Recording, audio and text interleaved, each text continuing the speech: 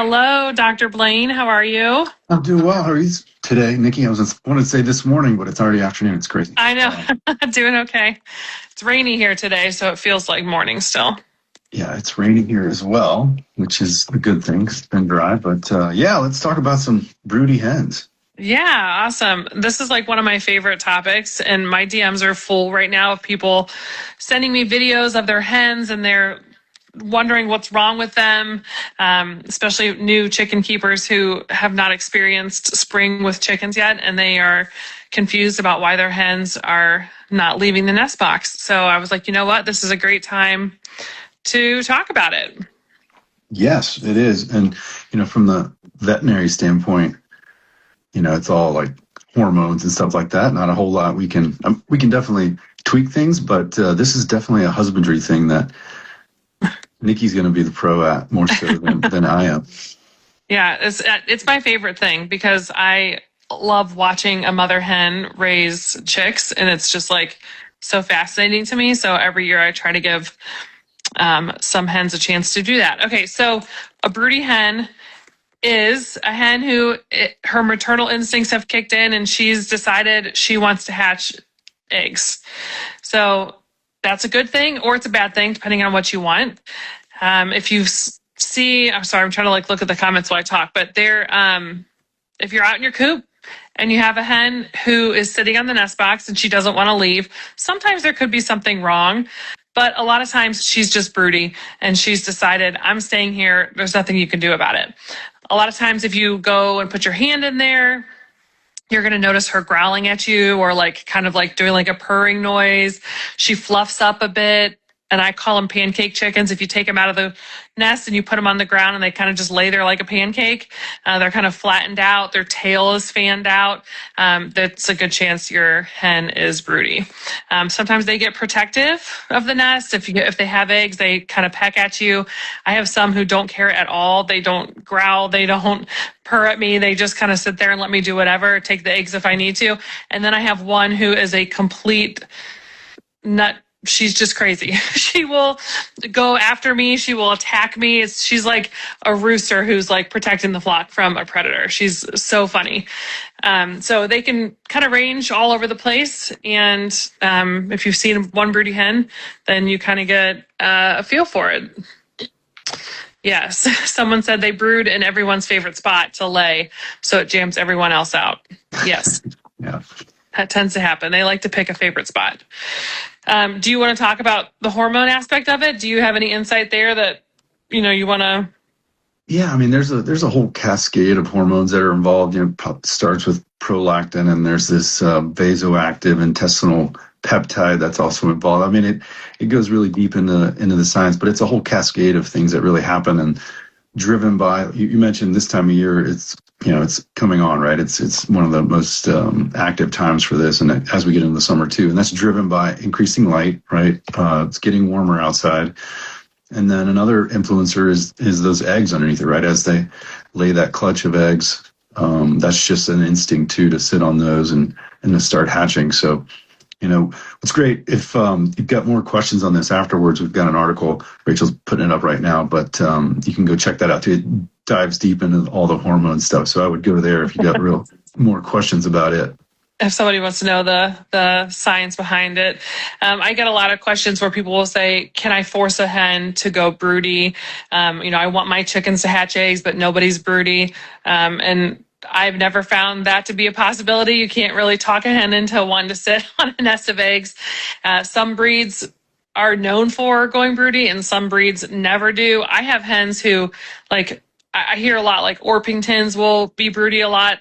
I have one Orpington who goes broody, and then my other 4 have never gone broody, and I've had them for years. So it really just depends on the chicken.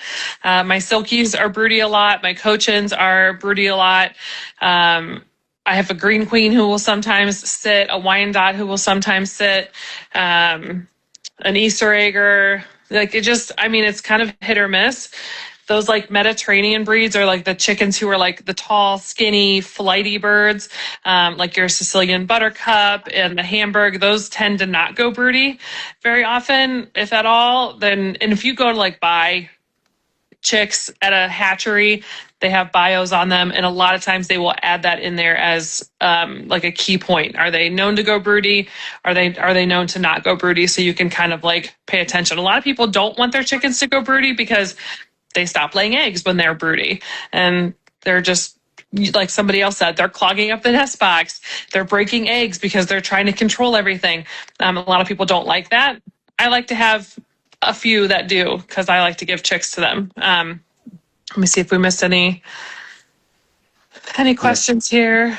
There's definitely a breed predilection, right? Like you mentioned. So kind of can lump it up into the ornamental breeds selected for, kind of from a meat type setting. Those are definitely going to be more broody than those that are really bred for production. So definitely a genetic component to this, and they've identified actually genes that are more that can set those off, and higher incidence of those genes and how they react in some of those production breeds versus the others. So interesting stuff.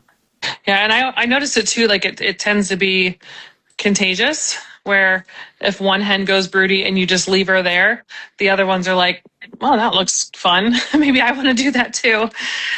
So like in my bantam coop, because I have Silkies and Cochins in there, like one starts, then next thing you know, I've got 28 hens who are all just sitting there and wanting to do it.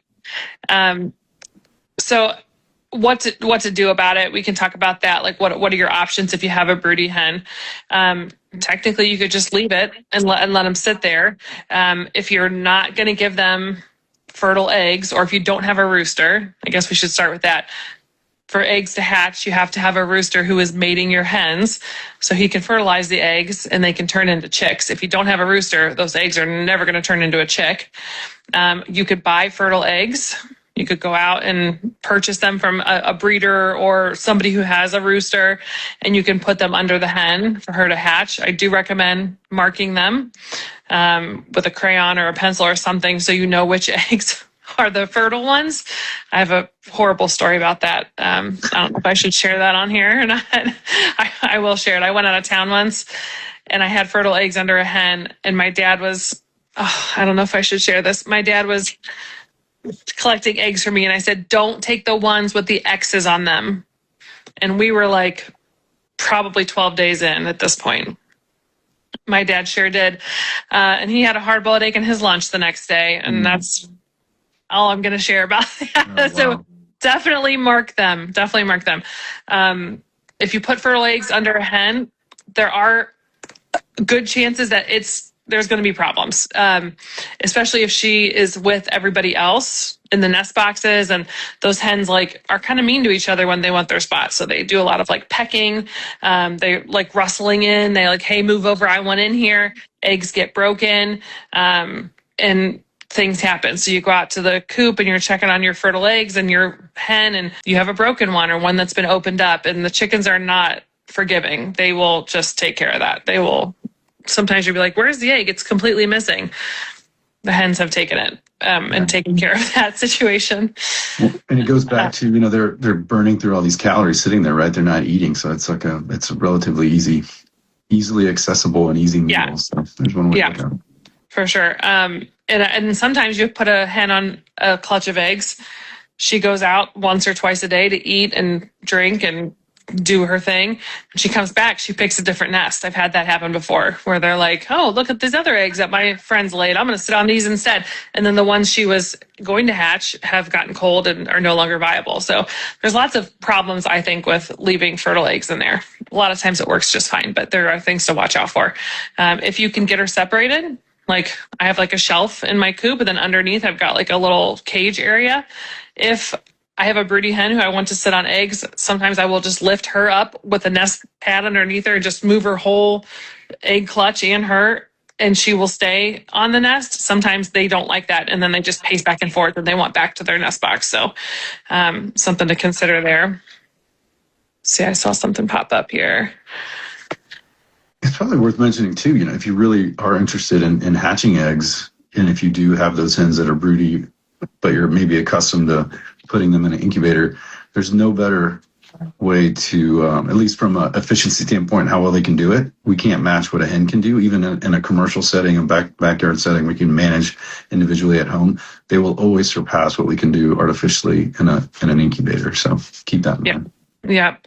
Someone said 2 of my hens were hatching close together. One of them hatched first, and as soon as that happened, the other one abandoned her eggs and gave up. Why is that happening? It may not have had anything to do with that other hen. Sometimes they just decide I'm not broody anymore. Sometimes you get a hen who will stay broody forever. And that's where the problem comes. Like if you leave a hen on a nest and you're like, I'm not going to hatch chicks under her. Or you can also give them a day, like day old chicks. You can, try to have them adopt some chicks. If you're not going to do that and you're just going to leave her stay broody, sometimes they give up and they just like go about their day. And then sometimes you get one who's super relentless and she's there for months and months and she just will not give it up. And I've seen a lot of people have chickens who they have like health decline because they're just sitting there all day. And they do get up to eat and drink about once or twice a day, but it's just not enough to sustain them. So they're losing weight. They get lethargic. And it's especially like when you get to the heat of the summer when they, can't regulate and they're just sitting in that hot nest all the time. So I suggest if you're not going to do chicks with that hen to, maybe leave her there for a week or so, but then maybe broody break her after that. Yeah, and I saw the question. We've talked about a few, but about how do we stop it, right? And there's a couple things that we can control, and one is just take away the instinct to sit on the eggs, right? So if you collect eggs often, and we have, our hens are laying usually like 3 times a day, like early in the morning they're there, and there's another one, kind of mid morning, and then one around or a couple around lunchtime or whatever. So, but if you can go in there and collect those eggs often, that's one way to try to reduce it. Obviously, it doesn't work all the time. Mm-hmm. The next would be light, right? So that dark, comfortable spot in the nest is another, kind of instinctual thing that, hey, I can sit in here and, hatch these eggs or sit on them, incubate them. If we can add light to that area, make it like less accommodating, that's another way to try to prevent it. And then obviously, we mentioned already that there's plenty of breeds where they're just going to do it, right? There's not much we can do. So we have to accept that that's going to potentially happen. Yeah. Somebody said my Silky was broody. She has 3 babies. They're 5 weeks old. And then she decided to leave them and go back to being broody. And that sounds like a Silky, honestly. They will do anything to be broody. And it's just the craziest thing to me. Because that's all they want. And then sometimes they don't even want babies. They just want to sit there and be fluffy, which is what they're good at. And I would say I've had hens who give up early, like 3 weeks, 4 weeks old, and they're like over it. They're done with the babies and they go back and do whatever they want to do. And then I've had hens who will raise the babies until those babies are laying eggs, like 20 weeks old. And it's just like, it's kind of cool to see the differences between all the different, I just think it's so fascinating to watch broody hens. Do you notice like certain breeds do that more so than others? So I have one, she's a mix. She's a cookie and cream from Meyer Hatchery. She's a mix of, they don't really tell us what. And she gives up every time. My followers think it's funny because every time she's like, I will have babies, and she will not leave the nest. And I finally give in and give them to her. And then 3 weeks later, she's like, actually, not that cool. Not as cool as I thought. So yeah, she's one of those that gives up early. My Cochin, I feel like does a pretty decent job. She's around like 5 weeks or so. And then she kind of is like, okay, I'm done with you. You're kind of boring. Who was the one that raised them super long last time? No, I can't remember who it was. Maybe it was my Wyandotte or my Orpington. Raised the chicks until they were laying eggs. I'm sorry, my English bulldog is snoring. She's always snoring. It's always in my videos. Okay, so we talked about giving them fertile eggs. We talked about, we didn't really talk about broody breaking them. Let's talk about adoption though. I like to give broody hens, if I have chicks that I want to add into my flock and I don't have time to keep them in a brooder and I have a good broody hen, that's a great opportunity to take the work off of you and let the hen raise them for you. I find it to be usually successful. And once I find one that it's worked with before, then I don't worry about her next time I want to do it. So I have a few like resident hens who I will trust to raise chicks. So it does work best if you do it in the, like when they're a day or two old. So you don't want to give her like an older chick unless you know for sure she's a really good mom and you think she'll probably take it. But it takes a lot of like you being around to observe, making sure things are going well, because it could either go really well or she could turn on them really quickly and then attack them. And you can come out to like some brutal stuff. So, I do it at night, slip them underneath her at night. She's been broody. I give them like a week or two to stay broody, because I'm not going to say, oh, I think you're broody on day one and give you chicks. I'm going to let you like think you're hatching eggs for a couple weeks. I think that works better. Slip them under at night and then just be there in the morning. I don't do it like on a day I have to be somewhere the next morning. I want to make sure I'm out there. Kind of observe. Yes, the chicks are still under her. Yes, she seems to be not attacking them. I'll give her the day, and then later in the evening, I'll take her out, show them the food and water. I usually put them under my shelf in the cage area for a day or two, just until she gets a handle on them and they're underneath her and she's keeping them warm and she's clucking at them to show them where the food is. And then, you know, she's doing a really good job. And I'm like, okay, she's acting like a mother. I give her a few days to get a handle on them, and then I'll let them out with the flock. And a lot of people will wait and say, oh, they're too little. I don't want to let them out with the flock. But if you wait too long, the broody hen will no longer protect them from the flock. If they're like kind of more self-sufficient, 3-4 weeks old, she's kind of like, do your thing. I'm sick of you guys. I'm going to go do my thing. But if you do it right in the beginning, she will put any hen who looks at them sideways in their place. And you just kind of have to let it happen. She kind of like fights with them for a second, and then nobody in the flock touches those chicks, in my experience. And it's a really nice way to integrate, because then you're like, okay, like they're good to go. And if if people are like, I want to get a Polish chicken, and they've got the funny hair, and those tend to get picked on more, give it to a broody hen, because once the broody hen integrates it in the flock, you're good, and it's not going to get picked on. So I find that to be helpful. One of my hens was hatching eggs, and while doing so, she was being pecked. She was seen pecking at the eggs and breaking them open. How do I deal with her? I mean, I wouldn't give her eggs anymore. Not every hen is going to be a good mom. That's just how it is. Sometimes their instincts just don't do them a service. Can you give her just one chick, or should you give her at least two? You can give her one chick. I've done that before. And it won't be like lonely or anything, because it'll have the mother hen. All right, anything to add there? I was going to talk about broody breaking next. One thing I didn't mention too, there's some data to show like decreased like protein in the diet can actually cause it as well. So if you're feeding like a 16% layer diet, which is kind of what my recommendation would be, like 16, 18, there's no reason to really go higher. That can cause other issues. Yeah. But if you're doing that, if you're feeding that, baseline protein laying diet, that if you're also giving like scratch grains, for example, and you start diluting that out, then you start to drop below that. And that has been shown to be a sign to increase broodiness too. So just something to be aware of, that giving those treats can actually potentially stimulate some of this broodiness. Yeah, that's interesting. So yeah, too many treats. So we talked about that in a previous episode of this purely vetted stuff. So yeah, that's interesting. Good to know. I mean, my Silkies are getting too many treats. No, I think that's it.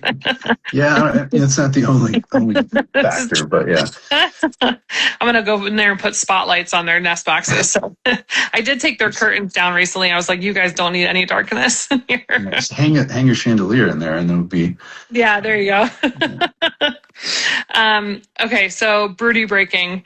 If you don't want chicks integrated into your flock with a broody hen, I suggest not leaving them there for too long, because like we said, it could deplete their health. So there's all sorts of ways you're going to find on the internet. People will tell you to dunk them in cold water, just pick them up and toss them off the nest every single day. Ice packs underneath them. There's just like so many things out there that it can get overwhelming. I actually did like a series a couple years ago with my one hen who's like super broody, and I was like, tell me your suggestions, I'll try them and we'll prove them right or wrong. Nothing worked. One person said drive her to Starbucks and I did it and it didn't work. We got home and she went right back. She was like, no, it doesn't matter. So the best way I have found is to put them in a crate. I just use a dog crate and I turn it upside down. So you know how like when you have a dog crate, the bars at the bottom are kind of bigger. I actually have a cat crate next to me right now, but I just turn it upside down and then I put the lid on top or the bottom on top. So it's like a lid because they can get out the top of those big holes. Anyway, so I just do a dog crate and then I will put bricks underneath it. So it's like up off the ground, because if it's on the ground, she'll just be broody on the ground. So up off the ground. So there's airflow underneath, kind of helps to cool them down a little bit. But then they have nothing to be broody on. Food, water, and a roosting bar, and that's all I do. I don't do it inside my coop because I feel like if they can see their nest, that's all they're thinking about. So I'll either do it in my run, which is really secure and make sure it's not getting too cold at night and, nothing can get in there, or I'll take them to my garage if it's a little bit chillier and I don't want them out in the run. But I do it for about 2 to 3 days, and that usually works. Now, if it's like a silky, you got about a good 2 days before they go back. Let's do it. Yeah, I mean, part of that is what you're trying to do. Those the hens are losing those feathers on their breast, right? That helps with that heat transfer to those eggs, and if you can break that, make that area feel cold, right? You sort of break that response, that part of the hormone driver. It gets broken too once you take away that heat factor there, and that's the whole part about raising that chicken up off the ground and cooling that breast part down. So that's yeah, it's helpful. If it's like summer and it's like 95 degrees here, I'll put like a little fan on them too, just to kind of help with that, because it's it's a little bit cooler. Somebody said, when are hens most broody, like the season? Usually right now, all the way through summer. I'll notice hens going broody.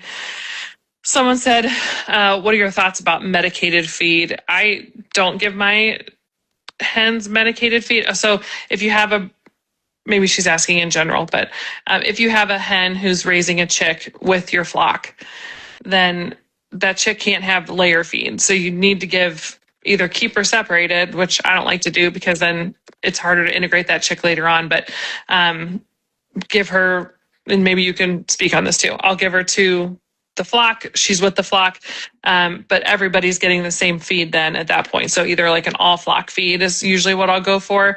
And then I make sure my hens have a side feeder of oyster shells so they can take that for calcium if they need it. But I don't want the baby eating layer feed. And there's really no way to train a chick not to eat the food that's available. So unless you're putting up those feeders up really high, but even then, like the mother hen will take that food and give it to the baby. She'll just pick it out and she'll throw it on the floor and she'll cluck at them and they come eat whatever she gives them. So that's what I suggest, using like an all flock feed. Is that what you would say too?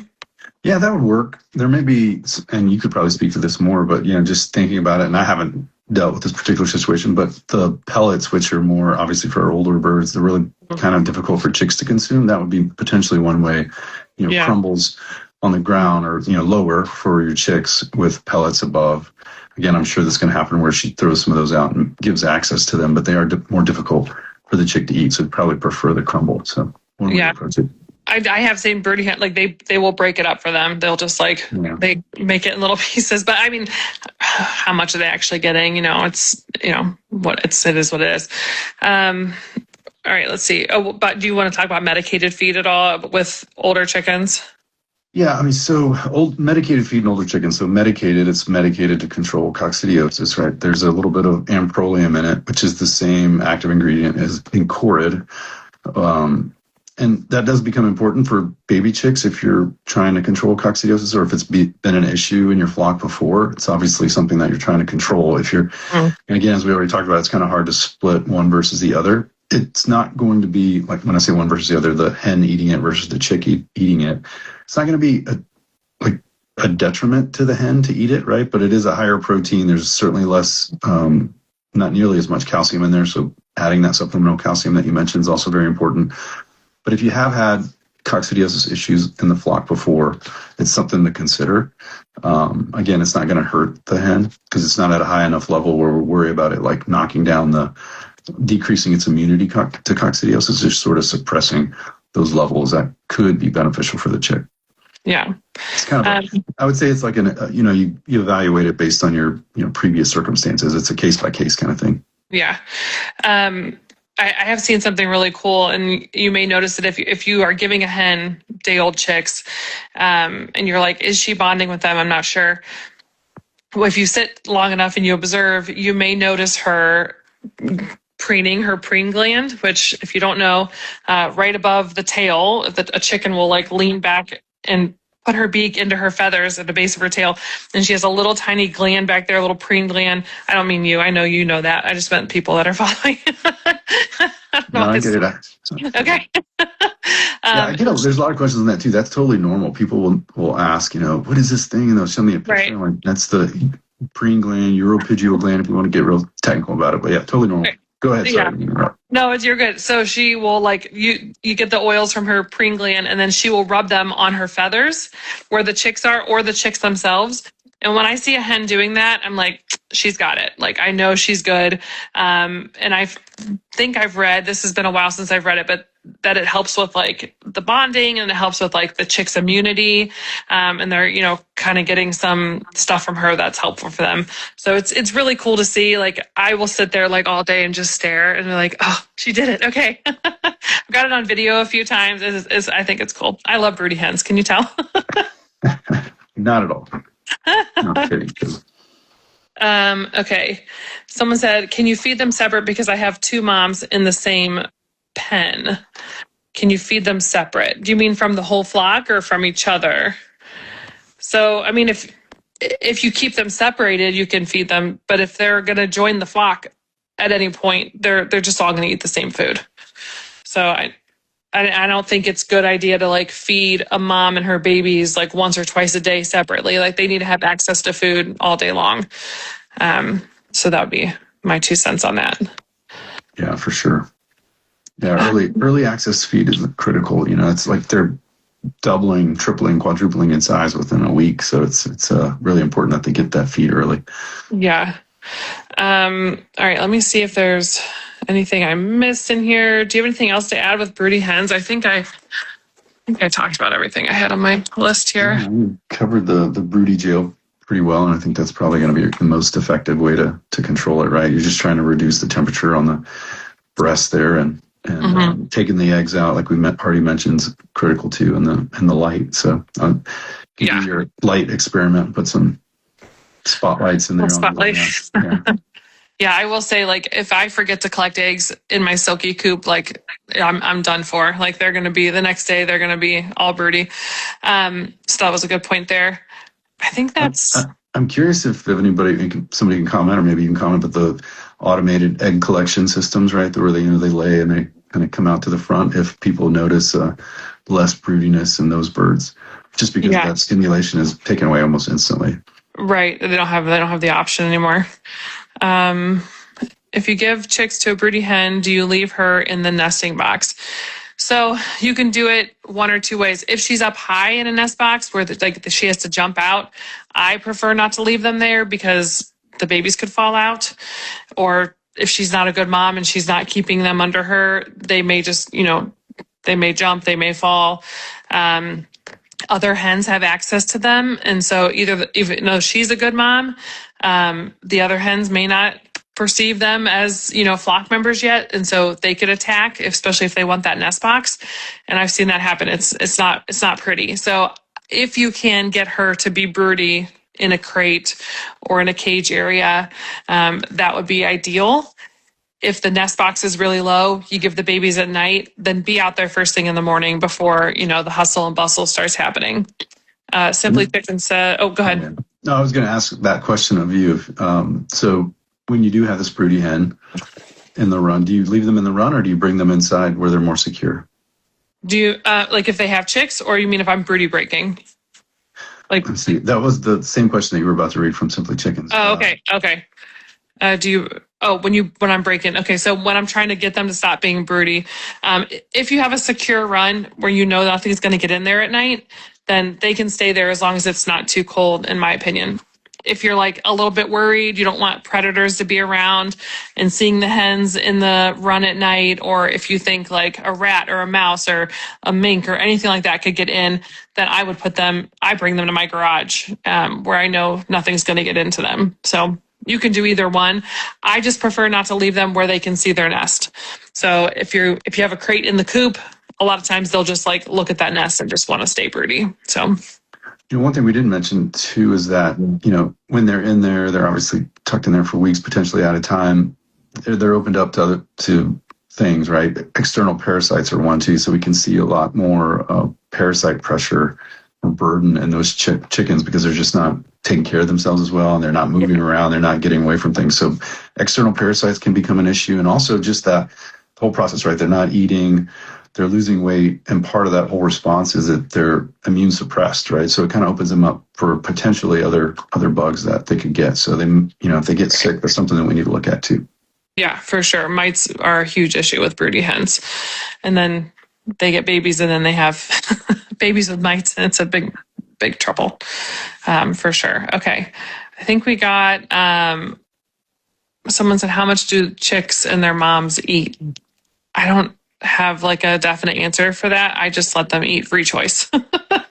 I mean, technically, it's like fourth of a pound or something a day for a hen, but yeah, it really depends. I mean, it's like the round number is like 100 grams per day, right? Mm-hmm. So it's a little less than a quarter pound, and it's going to depend on the diet and things like that. But yeah, and then chicks are eating relative to their size; they're eating quite a bit. I mean, that 4x growth in a week is real, so it takes speed to do that. Yeah, for sure. Okay, I don't think there's any other questions that we missed about broody hens, and I don't have anything else to add. Do you have anything else? I don't. Yeah, I think we covered it all. I mean, I was going through some of the stuff, and again, that article that I mentioned, go to thepoultrydoc.com, and you can find it there. Rachel should have it front and center relatively quickly if it's not already. But like some of the things that go on, like inside the hen and during that broodiness process, where the ova like almost completely regress, there's really nothing left. So when if you've ever seen the inside of a hen in the reproductive tract, there's like a clutch of eggs that's, one today, one tomorrow is a little bit smaller than the next day, 7 or 8 progression of ova. Those go away. And the reproductive tract itself like regresses by like 95%. So it does kind of help in a way where it actually kind of regenerates after that broodiness period. And so it's kind of a natural way for that hen to kind of replenish the reproductive tract. So there are some good things that come of it, some benefits, kind of restarts things and resets things for her from a reproductive standpoint. So It's not all bad. Yeah. Real quick for resources, somebody was asking about mites. I have a whole highlight I think it's called mice/lice maybe, or just mites. Lots of information in there, videos. You can see what the mites look like and the lice look like and all that kind of stuff. Broody hens, I have a few highlights. If you don't know what highlights are, you just go to my profile and there's like little circles you can scroll through and see. I have one called adoption if you want to see how to give a broody hen baby chickens. I have one called Broody, I think. You can kind of scroll through and see that information. The poultry doc, if you want to talk about what you're doing and what your business is up to right now and how they can get access to veterinary care through you. Yeah, we're still building the telemedicine platforms. We have the Founding Feather is out there, so that's still available if you guys want. And that's a couple hours of consulting time with me over the year. You can find stuff on that on the website. And then we're really excited about introducing some like lower tier, more accessible telemedicine platforms and just basic stuff that would give you access to some great information and dose calculators and flock planning guides and dashboards for your flock, and a really cool forum that we're building that's going to be totally different from the craziness that's on Facebook, I would say, and the way it's presented. So we're excited to bring that out hopefully this summer, midsummer. So be looking for that. We're still a ways out there. But I bet your book coming up, Nikki, congratulations on that, by the way, probably has something related to broodiness. Yeah, definitely. It's definitely in there. And if you guys didn't see already, so my second book is out for pre-order right now. And Dr. Blayne has been so gracious he wrote the foreword. And then there's also lots of excerpts, notes from the poultry doc throughout the whole book. So you can kind of get like the science side of it and his take on a lot of issues that you may see with chickens. So it's out for pre-order. It's linked in my bio. You can go grab it. And I think it's coming out this fall. Says November, but hopefully, fingers crossed, it comes out a little earlier than that. But it's a whole process. So Yeah. Thanks for the shout out there. Yeah, absolutely. Be an awesome resource. Yeah. Pre-order. Yeah, awesome. All right, well, thanks for joining us today, guys. Hopefully you found this helpful. If you have ideas for next month's video and you want to suggest something that you have on your mind, we also have lots of episodes. What is this?